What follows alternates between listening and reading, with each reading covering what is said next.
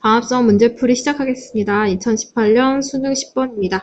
자, 1번 그림 가는 광합성이 활발한 어떤 식물의 켈빈에로 그 다음에 나는 작용 스펙트럼을 나타낸 것이다. XSZ는 3PG, RUBP, G3P를 순서 없이 나타낸 것이다.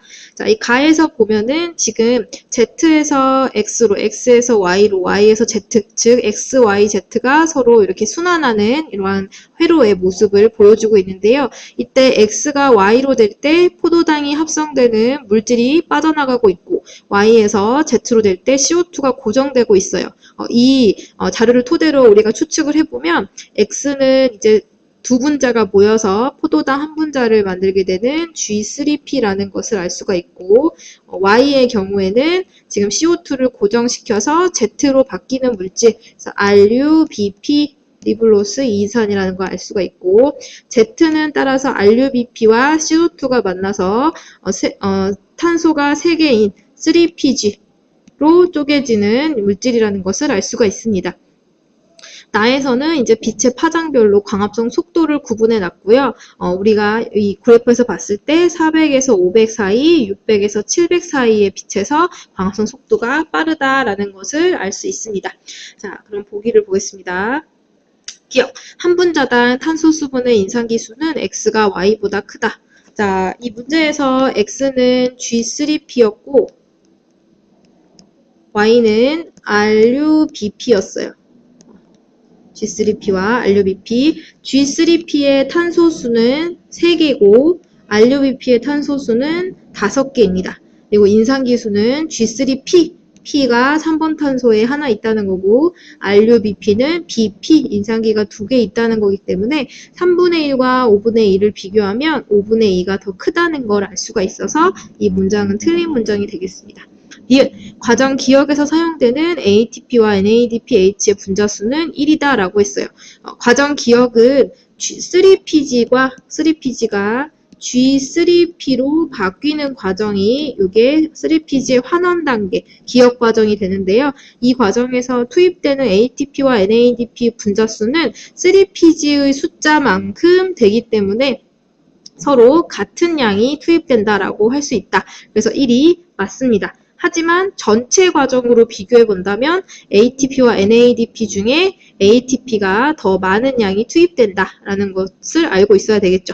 자, 디귿, 가에서 단위 시간당 합성되는 포도당의 양은 파장이 550나노미터인 빛에서가 450나노미터인 빛에서보다 많다라고 했어요. 자, 요 위에서 단위 시간당 포도당이 얼마나 합성되는가라는 것은 속도가 빠른지 느린지를 비교해보면 되겠죠. 속도가 빠르다는 것은 단위 시간당 그만큼 포도당이 많이 만들어진다는 거니까 550나노미터에서는 지금 속도가 느리고 450나노미터에서는 속도가 굉장히 빠르기 때문에 당연히 450나노미터에서의 단위 시간당 포도당의 양이 합성되는 포도당의 양이 훨씬 많다라고 할 수 있다. 그래서 이 문제는 니은만 맞고 기억과 디귿은 틀린 문장이어서 정답은 2번이 되겠습니다. 자, 2018년 수능 12번 2번 문제 풀이하겠습니다. 가는 이제 명반응의 과정을 나타내고 있고요. 나는 엽록체 구조를 나타내고 있다. 이때 A와 B는 관계 1과 관계 2 중 하나이고 A와 B는 틸라코이드 내부와 스트로마 중 하나이다. 이때 여기서 나온 물질 X는 이 기억 단계를 차단한다라고 했습니다. 자, 그러면 우리 가부터 분석을 한번 해보면 가는 일단 여러분 전자가 한쪽 방향으로 흘러서 NADP 플러스로 도달하고 있기 때문에 비순환적 전자 흐름, 비순환적 광인산화임을 알 수가 있고요. 비순환적 광인산화에서 물이 분해돼서 전자가 공급되고 이 전자전달계의 처음 시작을 담당하는 A 관계는 관계 2가 되고 B는 관계 1이 되겠죠. 그래서 관계 2는 또 반응 중심 색소가 파장을 680나노미터를 가장 잘 흡수하고 1은 700나노미터를 가장 잘 흡수한다. 나를 한번 분석해보면 나에서는 틸라코이드 내부와 스트로마를 구분하면 되니까 당연히 A는 어떤 공간의 안쪽이죠. 그래서 당연히 A가 틸라코이드의 내부, B는 스트로마가 되겠습니다. 자, 그러면은 이 정보를 토대로 우리가 기억, 니은, 디귿을 한번 볼게요. 자, 기억. A의 반응 중심 색소는 P680이다 라고 했어요. 자, A는 관계 2이기 때문에 관계 2의 반응 중심 색소는 680나노미터를 가장 잘 흡수하는 엽록소 A다. 맞다. NADP 플러스의 환원이라고 있어요. NADP 플러스의 환원이라는 것은 NADP 플러스가 전자를 얻어서 NADPH가 되는 과정. 요게 전자를 얻어서 NADPH가 되는 과정이 NADPH 환원이죠. 그래서 이 NADP 플러스가 NADPH가 되는 것은 스트로마 쪽에서 일어납니다. 그래서 A가 아니라 B가 맞는 설명이기 때문에 니은 틀렸어요. 자, 그 다음에 디귿 볼게요. 디귿은 이제 pH를 비교해봐라 라는 거죠. X를 처리하기 전과 처리하기 후에. 자, 그러면 X를 처리하기 전이라는 것은 정상적인 상태에서니까 생각을 해보면, 전자전달계, 이 기억 과정인 이 전자 들뜬 전자가 B로 이동하는 과정에서 이 스트로마에 있던 수소이온이 틸라코이드 내부 공간으로 수송이 되기 때문에 이 내부 공간의 수소이온의 농도가 훨씬 더 높아지게 됩니다. 따라서 정상적인 경우에 pH는 더 낮아지게 되는 게 A예요. 그런데 X를 처리했대. 그러면은 이 기억 과정이 막혀버리는 거죠. 즉 수소이온이 이동할 수가 없기 때문에 정상적인 경우보다 X를 처리했을 때 A에서의 pH는 훨씬 더 높아진다. pH가 낮아지지 못하고 수소이온이 새나가니까 수소이온이 적어져서 pH 높아진다. B에서도 마찬가지죠. 정상적인 경우라면 수소이온이 다 A로 이동해버려서 수소이온이 적은 상태가 될 텐데 이때의 pH는 높은 이러한 경향을 보일 텐데 X를 처리하게 되면은 B에서 A로 수소이온이 이동하지 않으니까 상대적으로 B에는 수소이온이 정상적인 경우보다는 많아지기 때문에 이 분자값은 작아지게 됩니다. 따라서 X를 처리한 후의 값은 분모는 크고 분자는 작기 때문에 이 값은 더 작을 수밖에 없어서 정답은 기억만 맞기 때문에 1번이 정답이 되겠습니다. 자, 9월 모의고사 6번입니다. 3번 문제고요. 켈빈에로에서 물질 전환 과정의 일부를 나타냈고 표는 클로렐라 배양액에 14번 탄소가 들어있는 CO2를 공급하고 비춘 후에 각 시점 5초, 90초, 55분에 얻은 추출물에서 검출된 14C가 함유된 물질을 나타낸 것이라고 했어요. X에서 Z는 RUBP, G3P, 3PG를 순서 없이 나타낸 것이다 라고 했습니다. 그래서 지금 X, Y, Z가 서로 지금 순환하고 있는데 과연 이 셋이 어떤 물질인가를 알아보기 위해서 이 표를 봤더니 5초에 가장 먼저 14C가 함유된 물질이 Y래요.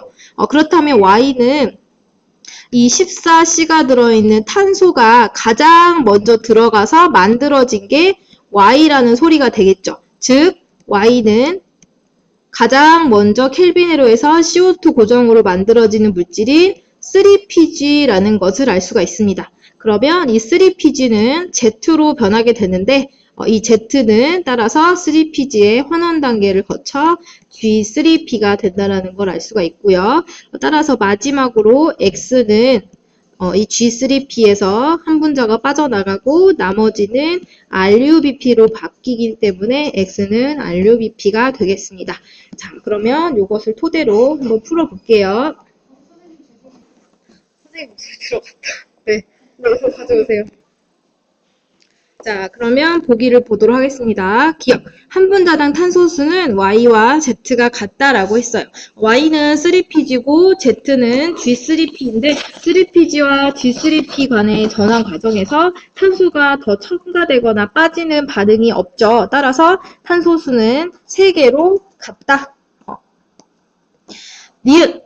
과정 기억에서 NADPH가 산화된다. 즉 NADPH에서 수소가 빠지는 반응, 즉 이 수소가 이 과정에 더 첨가되는 반응이 있는가라는 걸 물어보고 있습니다. 그래서 제 기억 과정은 G3P가 RUBP가 되는 과정이 되겠고요. 이 과정에선 인산이 더 첨가돼야 되기 때문에 NADPH가 아니라 ATP가 더 추가되는 반응이 되겠죠. 그래서 니은은 틀렸다. 디귿. O2일 때 Y를 구성하는 탄소는 모두 14C다라고 했습니다. O2일 때 지금 Y가 만들어졌는데 Y가 만들어지는 과정을 보면 X는 탄소가 5개고 Y는 탄소가 3개짜리예요. 그래서 이 과정에서 CO2 하나가 첨가돼서 탄소 6개가 모이게 되면 얘네들이 둘로 쪼개져서 탄소 3개짜리가 2개 만들어지는 거다. 따라서 원래 가지고 있던 탄소가 5개나 있기 때문에 새로 첨가된 탄소에만 14C가 이제 들어있는 거예요. 따라서 탄소는 모두 14C는 아닙니다. 그래서 틀렸다. 정답은 1번. 자, 9월 모의고사 9번입니다. 4번. 그림 가는 시금치표 광합성 색소를 톨루엔으로 전개시킨 종이 크로마토그래피. 나는 이 식물에서 일어나는 순환적 광인산화 과정이다. X, Y는 각각 엽록소 A와 B 중 하나이다. A는 관계 1과 관계 2 중 하나이고 기역과 니은은 틸라코이드 내부와 스트로마 중 하나이다. 그래서 얘네들을 조건에 나와 있는 거 일단 다 찾아줘야겠죠. 그래서 가를 보니까 색소 원점에서부터 쭉 이 용매가 전개되면서 이 색소들이 분리되게 되는데요. 이 순서는 위에서부터 카잔 A, B 순서였죠. 그래서 X는 A, Y는 B가 된다. 자, 그러면 나에서 이 A는 이제 관계 중에 하나인데, 관계 1과 관계 2 중 하나인데, 이 순환적 광인산화에 관여하는 관계는 700나노미터를 가장 잘 흡수하는 관계 1이다. 자, 라는 거 찾아줬고, 그 다음에 이제, 기역과 니은 찾아주면 되죠? 기역과 니은의 방향을 봤을 때 수소이온이 전자전달계에서 이동하는 방향으로 봐서 스트로마에서 내부로 능동수송이 되기 때문에 기역이 스트로마, 니은이 틸라코이드 내부 공간이라는 것도 찾아줄 수 있습니다. 그래서 이러한 정보들을 토대로 이제 우리가 기역, 니은, 디귿을 풀 수 있게 되죠. 자, 그럼 기역 보겠습니다. A의 반응 중심 색소는 X이다 라고 했어요. 자, 반응 중심 색소는 다 똑같다고 했어요. 중심 색소는. 항상 엽록소 A다. 따라서 A든 관계 1이든 관계 2든 모두 반응 중심 색소는 엽록소 A이기 때문에 이 문장은 맞는 설명. 니은, 나의 순환적 광인산화를 통해 산소가 발생한다 라고 했어요. 순환적 광인산화는 전자가 관계 1에서 나와서 전자전달계를 통해서 수소이온을 펌프시키면 다시 제자리로 돌아오기 때문에 전자가 공급되는 요 공급원이 따로 있을 필요가 없죠. 따라서 물이 분해돼야 산소가 발생하는데 이 물 분해로 전자를 공급해줄 필요가 없기 때문에 순환적 광인산화에서는 산소는 발생하지 않는다. 그래서 다른 거 다 발생하지 않고 ATP만 추가적으로 만드는 단계가 순환적 광인산화입니다. 디귿, 니은에서 암반응이 일어난다라고 했어요. 암반응의 장소 하면은 스트로마가 되죠. 스트로마는 니은이 아니라 기역 방향이기 때문에 디귿도 틀렸다. 그래서 1번이 정답이 되겠습니다. 자, 6월 모의고사 3번 문제 되겠습니다. 자, 이 문제는 광합성과 세포흡의 관계를 간단하게 물어보는 문제가 되겠고요. 이런 스타일 문제들이 심심치 않게 나오게 되니까 여러분들이 한번 풀어볼 필요가 있는 스타일이 되겠습니다. 자, 그러면 가를 보면 가와 나는 광합성과 세포흡 중 하나래요. 그럼 가를 봤더니 빛 에너지가 투입이 되고 가를 거쳐서 포도당이 만들어지는 과정. 그래서 가는 광합성이고 나는 이 포도당을 사용하는 세포흡이라는 것을 쉽게 알 수가 있습니다. 자, 그리고 이때 A와 B를 찾아주면은 A는 가에서 생성돼서 광합성이 생성돼서 세포흡에 사용되는 물질. 따라서 산소라고 보는 게 적합하고 B는 CO2라고 보는 것이 적합하다. 라는 것을 알 수가 있습니다. 자, 그럼 여기서 다시 또 보면은 우리가 사용하는 이 생명활동에 사용하는 궁극적인 에너지 E2는 빛 에너지에서 포도당에 저장된 형태로 변환되었다가 이 E1에서 열 에너지가 일부 방출이 되면서 ATP 형태로 바뀌게 되고 이 ATP에서 우리가 쓰는 생명활동에 쓰는 에너지가 방출되게 된다라는 이러한 에너지의 흐름을 보여주고 있습니다. 여기서 포도당에 저장되어 있던 E1과 E2의 에너지 양을 비교해서 알아볼 수 있는데요. 포도당에 저장된 에너지는 실제로 이 에너지 E2보다 훨씬 많은 양이 저장될 수밖에 없다. 왜냐하면 이 세포 과정이 100%의 효율로 이 ATP를 만들어내지 못하기 때문에 일부는 열로 방출이 돼서 열로 손실된 만큼을 제외한 에너지가 ATP에 저장이 되고 우리가 사용하게 된다. 그래서 E1보다는 E2가 작다라는 것을 알고 문제를 접근하면 되겠습니다. 자, 그럼 기억, 니은, 디귿 볼게요. 기억. A는 O2이다. 맞죠? 그 다음에 니은. E1의 양과 E2의 양은 같다. E1이 훨씬 많다라는 거 알 수 있고요. 디귿. 식물에서는 가와 나가 모두 일어난다. 식물에서는 가도 일어나고 나도 일어나게 되겠죠. 그래서 가가 광합성이 엽록체에서 일어난 다음에 이 포도당이 다시 세포업에 사용이 되는 거니까 디귿도 맞는 문장. 그래서 4번이 정답이 되겠습니다. 고사 4번 문제입니다. 6번. 그린 가는 시금치에서 엽록소 A와 B의 흡수 스펙트럼을 나는 이 식물잎의 광합성 색소를 톨루인으로 전개시킨 종이 크로마토그래피 결과 나타낸 것이다. X와 Y는 A와 B 중 하나이고 기억과 니은은 X와 Y 중 하나이다. 즉 기억과 니은도 엽록소 A와 B 중 하나라는 걸 말하고 있죠. 자, 그러면 일단 가부터 보겠습니다. 자, 가에서 이렇게 엽록소마다 흡수 스펙트럼, 가장 잘 흡수하는 빛의 파장이 다른데요. 이때에 여러분들 요거는 기억하고 있어야 될 것 같습니다. X처럼 조금 더 450 나노미터의 빛의 파장을 잘 흡수하는, 즉 더 550에서 조금 더 가까운 빛을 흡수하는 X가 엽록소 B가 되고요. 좀 더 멀리 있는 빛들을 흡수하는 Y가 A가 되겠습니다. 그래서 좀 더 멀리 700 나노미터 가까운 데 있는 빛을 흡수하는 게 A다.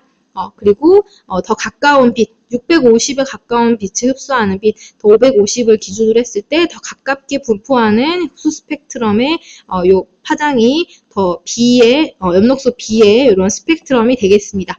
자, 그러면 우리 나도 보면요. 나에서 우리 이거는 외워야 됐었죠. 카잔 AB이기 때문에 기억은 엽록소 A, 니은은 엽록소 B가 돼요. 따라서 기억은 X와 Y로 표시한다면 기억은 Y가 되고 니은은 X가 되겠죠. 자, 그래서 이러한 토대로 기억, 니은, 디귿을 보도록 하겠습니다. 자, 기억은 X이다 라고 했어요. 자, 우리가 찾아준 바에 의하면 기억은 엽록소 A였고 엽록소 A는 Y이기 때문에 이 문장은 틀렸다. 니은, 관계 2의 반응 중심 색소예요. 관계 2든 1이든 반응 중심 색소는 엽록소 A이기 때문에 Y가 맞다. 자, 디귿, 기억은 녹색 파장의 빛을 적색 파장의 빛보다 잘 흡수한다. 우리가 이 정도는 이런 문제를 많이 풀어봤으니까 녹색 파장이 가운데 약 550 나노미터 정도의 파장이라는 거 알 수가 있고 적색 파장은 파장이 긴 700 나노미터, 650에서 700 정도의 파장을 가진 빛이라는 것을 알 수가 있습니다. 따라서 엽록소 A는 이 Y 그래프가 되고요. Y 그래프에서 Y는 550 정도에서는 빛의 흡수율이 거의 없고 이 적색 부분에서는 빛의 흡수율이 굉장히 크기 때문에 녹색 파장보다는 적색 파장을 훨씬 더 잘 흡수한다. 그래서 디귿도 틀린 문장이 되겠습니다. 정답은 2번. 자, 6월 모의고사 9번 7번 문제가 되겠습니다. 엽록체의 틸라코이드 막에서 전자가 이동하는 과정의 일부를 나타낸 것이다. A와 B는 각각 틸라코이드 내부와 스트로마 중 하나이다 라고 했어요. 자, 이 문제를 봤더니 지금 관계 2에서 빛에 의해서 방출된 전자가 전자전달계를 거쳐서 관계 1로 이렇게 이동하고 있는 모습을 담고 있고요. 따라서 이 그림에 나와 있는 전자 흐름은 비순환적 전자 흐름의 일부를 나타낸 것이라고 볼 수가 있고 이때 여기서 이 리보솜이 있는 쪽이 이렇게 힌트로 주어진 거예요. 지금 리보솜이 있다라는 거. 리보솜이 있다라는 건 생뚱맞게 왜 나왔냐면 A와 B를 판단할 때 리보솜이라는 것은 엽록체의 기질, 즉 스트로마 쪽에 있는 이러한 요소들이기 때문에 A가 스트로마, B가 틸라코이드의 내부라는 것을 파악할 때 이 리보솜을 힌트로 사용할 수 있게 되겠습니다. 자, 그러면 기억, 니은, 디귿을 보겠습니다. 자, 기억. 관계 1의 반응 중심 색소는 P700이다 라고 했어요. 이거는 여러분들이 알고 있어야 되는 내용이죠. 외워야 되는 내용. 관계 1은 P700 맞습니다. 니은. A에는 명반응의 최종 전자 수용체가 존재한다. A에는 명반응의 최종 전자 수용체인 NADP 플러스, 즉 명반응에서 전자를 최종적으로 수용해서 NADPH를 만들어내는 이 NADP 플러스가 스트로마 쪽에 존재하기 때문에 니은도 맞는 설명이 되겠습니다. 디귿, 전자가 전자전달기를 거치는 동안 수소이온은 어디로 이동하냐면 스트로마에서 틸라코이드 내부로 이동하기 때문에 디귿 문장도 맞는 설명. 그래서 정답은 5번이 되겠습니다.